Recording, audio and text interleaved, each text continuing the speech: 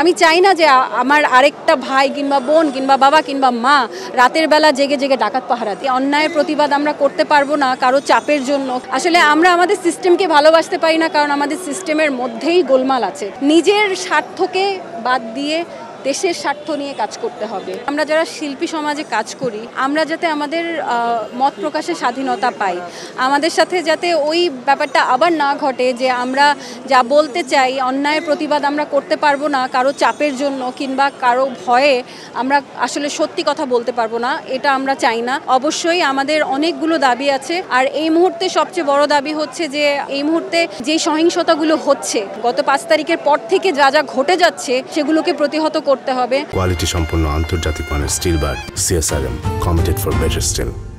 আমি চাই না যে আমার আরেকটা ভাই কিংবা বোন কিংবা বাবা কিংবা মা রাতের বেলা জেগে জেগে ডাকাত পাহারা দিই, এটা আমি চাই না। অবশ্যই এমন একটা বাংলাদেশ দেখতে চাই যেখানে আসলে প্রতিটি মানুষ হ্যাপি থাকবে, তা প্রতিটি মানুষ সিস্টেমকে ভালোবাসবে। আসলে আমরা আমাদের সিস্টেমকে ভালোবাসতে পারি না, কারণ আমাদের সিস্টেমের মধ্যেই গোলমাল আছে। সেই গোলমালগুলোকে শুধরাতে হবে। যারা ভবিষ্যতে ক্ষমতায় আসবেন শুধু নিজের দলের লোকের কথা চিন্তা করলে হবে না, প্রতিটা দেশের প্রতিটা মানুষের কথা চিন্তা করতে হবে।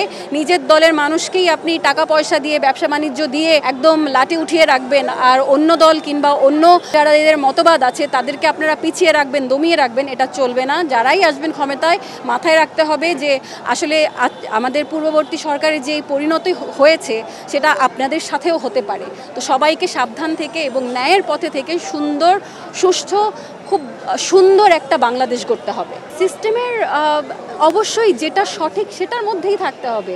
আসলে আমার প্রতিটা কথাই আমি বলে ফেলেছি যে নিজের স্বার্থকে বাদ দিয়ে দেশের স্বার্থ নিয়ে কাজ করতে হবে, দেশের প্রতিটা মানুষের স্বার্থ নিয়ে কাজ করতে হবে, যাতে দেশের কল্যাণ হয়। নিজের স্বার্থ, নিজের দলীয় স্বার্থকে বাদ দিতে হবে। এটা করলেই সিস্টেম শুধরে যাবে আমার মনে হয়। এটা খুঁজে বের করার দায়িত্ব এখন তত্ত্বাবধায়ক সরকারের, যে আসলে তাদেরকে খুঁজে বের করতে হবে কারা এই পরবর্তী সহিংসতাটা করছে। এটা আমার জোর দাবি যে যত দ্রুত সম্ভব এদেরকে বের করুন, এদেরকে সাজা দিন। আপনাদেরকে এটা বের করতেই হবে যে এগুলো এখন কে করছে। আমার মনে হয় যে এই সময়টা আমাদের জনমানের নিরাপত্তা আনা তত্ত্বাবধায়ক সরকারের সবচেয়ে বড় কাজ হওয়া উচিত। যে প্রতিটি মানুষ বাসা থেকে যখন বের হবে এই ভয় নিয়ে বের হবে না যে আমি আবার বাসায় ফেরত আসবো কিনা। আবার রাতের বেলা যখন ঘুমাতে যাবে এই ভয় নিয়ে ঘুমাতে যাবে না যে এনি টাইম মাইকিং হবে যে এলাকায় ডাকাত পড়েছে। এগুলো এই তত্ত্বাবধায়ক সরকারকেই এখন বের করতে হবে যে কারা এসব করছে, কেন করছে, যারা করছে তাদেরকে দমাতে হবে।